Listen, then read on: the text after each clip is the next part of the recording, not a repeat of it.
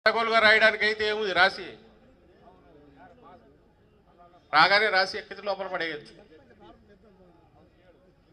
ఇట్లా కేసులు ఎంత అడ్డగోలుగా పెడుతున్నారు. మన వాళ్ళ మీద కొట్టి ఉల్టా మన వాళ్ళ మీద మర్డర్, అటెంప్ట్ మర్డర్ మన వాళ్ళ మీద పెట్టి ఎంతమంది అరెస్ట్ చేశారు.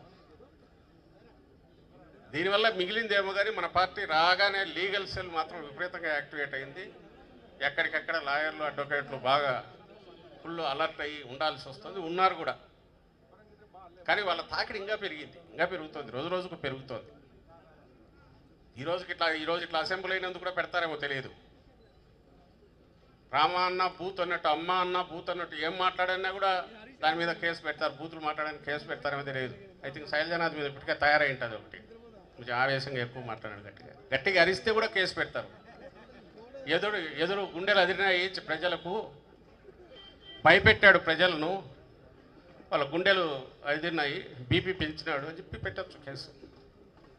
అంటే చట్టాన్ని ఇంటర్ప్రిటేషను, చట్టాన్ని ఎట్లా వక్రీకరించడం అనేది ఏ లెవెల్కి పోయారంటే, ఇట్లా పెట్టాలంటే బహుశా మనం వచ్చిన 6 నెలల్లోనే వాళ్ళందరినీ పెట్టేసిండొచ్చు. అఫ్కోర్స్ రేపు వచ్చినాక అదే మనం చేయాలి, తప్పదు. చేయకుండా అయితే ఉండగలిగే పరిస్థితి లేదు. అయితే మనకు రెడ్ బుక్ అవసరం లేదు, మన నాయకుడు చెప్పినట్టు రెడ్ బుక్ అవసరం లేదు. ఎవరి వారికి తలకాయలోనే ఉంది. ఆ ఇబ్బందులు పడుతున్న వాళ్ళంతా ఇక్కడ ఉండే వాళ్ళతో సహా ఇక్కడికి రాలేని వాళ్ళు క్షేత్రస్థాయిలోనే ఉన్నారు, పైనుంచి కింది వరకు. జగన్మోహన్ రెడ్డి గారి దాటికి తట్టుకోలేక ఆయనను జనంలోంచి ఎలా ఉండకుండా చేయాలనడంతో పాటు, ఆయన సెక్యూరిటీని కాంప్రమైజ్ చేయడంతో పాటు, ఆఖరుకు పార్టీ అనేది లేకుండా ఎట్లా చేయాలి మొత్తం తీసేనే అంతవరకు వాళ్ళ కుట్ర ఉంది. ఇంకా వేరే రకంగా ఎదుర్కోగలమని వాళ్ళకి నమ్మకం లేదు, ధీమా లేదు. రాజకీయాల్లో ఏముంది, ఎన్నికలు జరిగితే ఒకరు వస్తుంటాం, ఒకరు ప్రతిపక్షంలో కూర్చుంటాం, 5 ఏళ్ళకు మళ్ళీ ఎన్నికలు జరుగుతాయి. కానీ ప్రజాస్వామ్యబద్ధంగానో పద్ధతి ప్రకారం రాలేమని తెలుసు కాబట్టి, ఇంకా అన్ని వేషాలు అయిపోయినాయి కాబట్టి, ఇంకా ఉండే శక్తులన్నింటినీ కూడగట్టుకొని మన చచ్చి బతికి బయటకు పెట్టినాడు. వాటన్నిటి దీనివల్ల వచ్చిన విజయం అది. దాన్ని విజయం అని చెప్పుకోవడానికి సిగ్గుపడాల, బట్ అది విజయం, మనం యాక్సెప్ట్ చేస్తాం ప్రజాస్వామ్యంలో.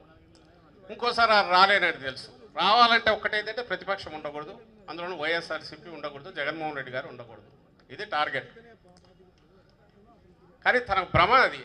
నిన్న సత్తెనపల్లి, నిజంగా చెప్తున్నా, సత్తెనపల్లిలో నిన్న వచ్చిన జన ప్రభంజనం ఏదైతే మనం చూసామో మీరందరూ, ఒక్కటంటే ఒక్కటి కూడా వాహనం కానీ ఇవి కానీ మాట్లాడుకొని వచ్చినప్పుడు, ఎందుకంటే దేన్ని అలౌ చేయలే. 3 రోజుల ముందు నుంచి మైకులు పెట్టి ఆటోలతో సహా బెదిరించారు. ఎవడు రావద్దు, వైఎస్ఆర్సీపీ వాళ్ళని ఎక్కించుకోవద్దు. బస్సులను, వాహనాలను అందరినీ బెదిరించారు, ప్రైవేట్ బస్సుల వాళ్ళు. భోజనాలు పెడితే అది కార్యక్రమం అవుతుంది, దాన్ని బెదిరించారు. భోజనాలు కూడా పెట్టలే వాళ్ళ ఆ ఇంటి దగ్గర. 3 రోజులు 4 రోజులు మైకులు పెట్టి బెదిరించి, ఆ రోజు కూడా మీరు చూసింటారు టీవీలో, లాఠీ చార్జ్ ఎక్కడికెక్కడ నాయకులందరినీ ఎక్కడికి రానియకుండా కట్టడి చేస్తే పెళ్ళుబికి తన్నుకొని ఎట్లొచ్చారో చూశారుగా. ఒక్కటంటే ఒక్కటి వాహనం, ఎవరు నలుగురు మాట్లాడుకొని వచ్చింది లేదు, నాయకులు పెట్టింది లేదు. అన్ని 2 వీలర్స్ ఎక్కడికక్కడ వచ్చేసారు. అది రిజల్ట్. నువ్వు తొక్కే కొద్దీ రివర్స్ కొట్టడం అట్లే కొడుతుంది అనేది ఈరోజు మన చూపించినారు. రాష్ట్ర